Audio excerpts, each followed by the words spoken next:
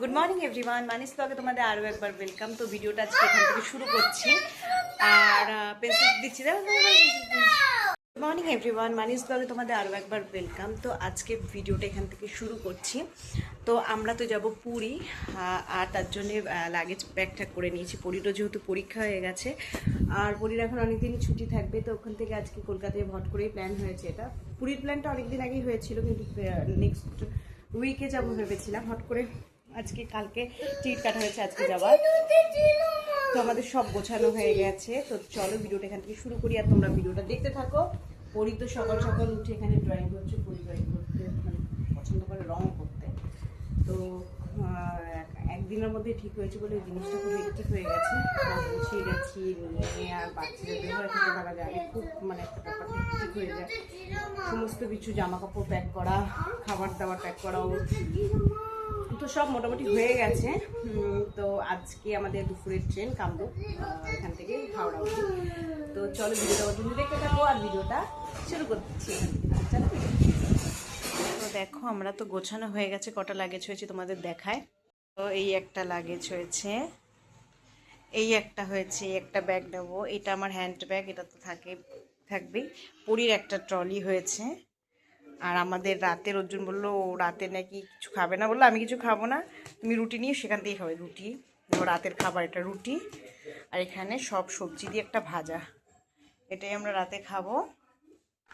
এটাই রাতের খাবার। আর পরির জন্যে রান্না করে নেবো, একটু ডালিয়া বানিয়ে নেবো ওর জন্যে। ওর টিফিন কারি, পরির টিফিন কারি এটাতেই নেব। চলো ফটাফট করে রান্নাটা করি। আরে ও আরেকটা ট্রলি, এটা তাহলে 1 2 3 4 চারটে ব্যাগ, একটা হ্যান্ড ব্যাগ ওর জন্য, একটা হ্যান্ড ব্যাগ আমার। অনেকগুলো লাগেজ যাচ্ছে। আচ্ছা মাসি ওখানে রান্না বান্না করে খাচ্ছে। সব নিয়ে নিয়েছো তো? সব নিয়ে নিয়েছো তো? ফুলকপিটা হ্যাঁ। আমি চলো পুরি ডালিয়াটা তাড়াতাড়ি করে নিই।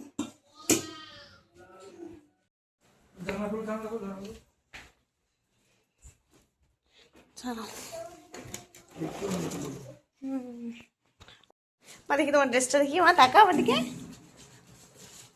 টাকা মা। সব থেকে ভালো হয়েছে। ও তোমার মেয়ে, আমি কি তাড়াহুড়ো? তোমার মেয়ে যা তাড়াহুড়ো করছে। তো দেখতেই পাচ্ছ পুরী কিন্তু এখানে পুরো রেডি হয়ে গেছে। আর আমাদের 2:30টার সময় ট্রেন এখান কুচবিহার থেকে হাওড়া অবধি। এটা কামরূপ এক্সপ্রেস বলে যাচ্ছে। এটা প্রথমবার আমরা আছি, ওর জন্য এই ট্রেনটা অনেকবার গেছে। তো আমরা বাড়ির থেকে বেরিয়ে, একটা টোটো বলা ছিল, টোটোটা এসেছিলো। টোটো করে যাব এখন কুচবিহার স্টেশনে। তো আমরা বেরিয়ে পড়েছি। এত তাড়াহুড়ো করে গুছিয়েছি সকাল থেকে বলো না, অনেক সকালে উঠেছি আমি। পুরীও উঠে গেছে আজকে, অনেকটা সকালেই উঠে গেছে। যেহেতু হুট করে আমাদের প্ল্যান হয়েছে, মানে পুরী যাওয়ার প্ল্যানটা ছিলই সামনের সপ্তাহে, কিন্তু হট করে ঠিক হয়েছে যে আজকে কিন্তু ওর জন্য কিছু অফিসের কাজের জন্যে, তার জন্যে একটু আগে যাওয়া হচ্ছে। আর সোনার হাতে দেখো এই পুতুলটা, এটা অ্যাকচুয়ালি আমার ব্যাগে ছিল। এই পুতুলটা ছিঁড়ে পড়েছে, মানে সেইখান থেকে নিয়েছে, ওটাকে ওর নিয়ে যাবে। বললাম চলো ওটা হাতেই রাখো। তো এখানে এখন ঝোনা যাচ্ছে।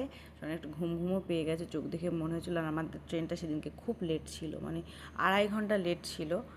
তো যাই হোক, বললাম কি হলো, কোনটা কোনটা নেবে বলো। তো আমরা তো কুচবিহার স্টেশন এসে দাঁড়িয়ে আছি। ট্রেনটা 1 ঘন্টা লেট। অর্জুন ইনকোয়ারিতে জানতে গেছে কখন আসছে। আমি তো দাঁড়িয়ে আছি, ও আর পুরী গেছে। চলো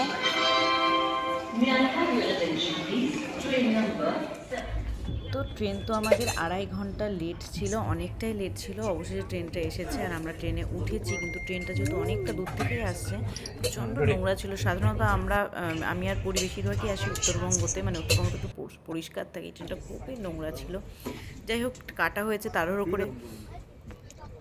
আর যেহেতু কালকে কেটেছে, তৎকালে কেটেছে, ওর জন্য এই ট্রেনের টিকিট পাওয়া গেছে, তাই তাড়াতাড়ি করে বিস্কুট। দেখো পুরী এখন এখানে বিস্কুট খাচ্ছে। আর একটা অনেক সকালে শোনা গিয়েছে অল্প রসগোল্লা খাচ্ছে, পেয়ে গেছে। দেখাচ্ছে রসগোল্লা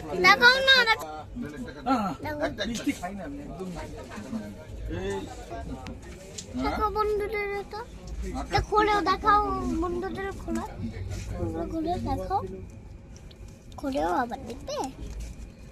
শাল চাদর পিলো কভার এটা খুলে এটা কোথায় ঢুকলো গো? আমরা কি এটা সব ছিল এখন আমি স্টক দিলাম হেমন্ত দিকে কামটা দিতে ঠিক আছে হেমন্ত স্যার কথাই কথা নেই বোন তুই আর বলিস না না ফার্স্ট কি করে নি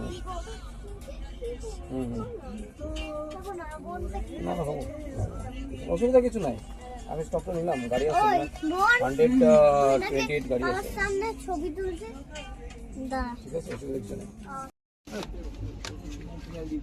হ্যাঁ তাহলে ঠিক আছে এবার যাবো কোথায় যাবে কোথাও না মা কোথায় যাবে তুমি কোথাও না তোমার ছেড়ে কোথাও যাবো খাও কোথায় যাবে বললে খাও মা খাও তাহলে ব্যানানা খা তাহলে খা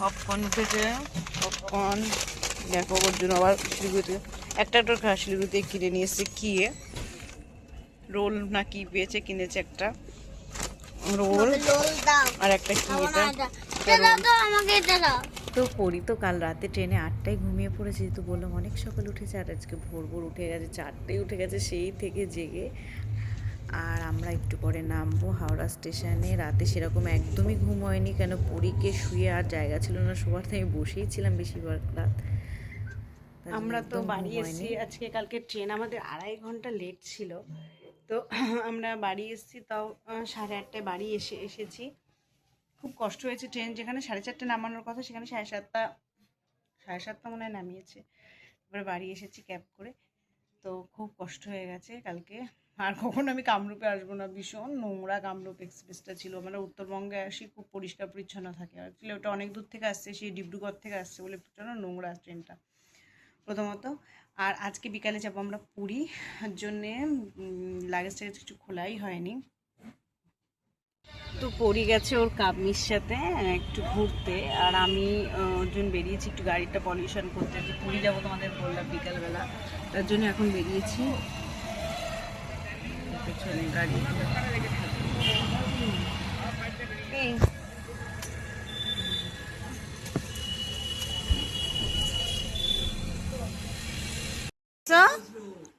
আমি এসছি কামের বাড়ি একটু পরে কোথায় যাব আমরা পুরীতে যাবো আনন্দ হবে মা আজকে এই খেতে গাই না তোকে দুষ্টুমি খালি একটু পরে কোথায় যাবো না বসো এখানে বসো তুমি এই দেখ ফোনটা ভেঙে ফেলেছে রাত 9টায় বেরোবো সব ব্যাগ ঠ্যাগ মোটামুটি গোছানো হয়ে গেছে দুপুরে অল্প একটু ঘুমিয়েছি পরিও ঘুমিয়েছে তাই না মা পরি আসলে কি হয়েছে একবারে খাইনি বেরোবো পরি না বাইরে একদম খেতে চায় না ঠান্ডা জিনিস খেতে পারে না ওর জন্য না একদম আগে কালকে জন্য ট্রেনে খাইনি তো এখন বাজে রাত 9টা আর এখন কিন্তু আমরা বেরোবো সবাই 3-4-5 জনেই আমরা খেয়ে নিয়েছি অল্প করে আর রাতে কিছু খাবো না আমরা পৌঁছাতে পুরী কালকে ভোর হয়ে যাবে তো পরীকেও রেডি করিয়ে নিয়েছি আমরা সবাই গাড়িতে উঠে পড়েছি আর দেখো সোনা কিন্তু একটা হালকা পাতলা ড্রেস পরিয়েছি আমিও একটা এই কুর্তিটা পরে নিয়েছি এখানে সারা রাত ট্রেনের জার্নি আছে তো পরি কিন্তু গাড়িতে ওঠার একটু পরেই ঘুমিয়ে পড়েছিল আর আমি তো এখন দেখছো সামনে বসে আছি আমি পরে পেছনে চলে গেছিলাম কারণ অর্জুন সারা রাতই ড্রাইভ করেছিল আর ওর সামনে আমি ঘুমাবো বসে ড্রাইভ করবে একটা জিনিসটা কেমন একটা লাগে ওরও ঘুম এসে যেতে পারে তো সেই চিন্তা করে আমি পেছনে চলে গেলাম চলে গেছিলাম আর বাবা সামনে বসছিল মামনি আমি পুরি পেছনে বসছিলাম পুরি ঘুমিয়ে পড়েছিল গাড়িতে ওঠার সাথে সাথে কেন ওর অনেক সকালে উঠেছে আর আমিও ঘুমিয়ে পড়েছিলাম তো আমরা পরে কী করলাম পুরীতে গিয়ে তোমাদের সাথে নেক্সট পার্টে শেয়ার করবো তো চলো ভিডিওটা এখানেই এন্ড করলাম ভালো লাগলে একটা লাইক করে দিও আর সাবস্ক্রাইব করতে ভুলো না নতুন হলে তো চলো গুড নাইট টাটা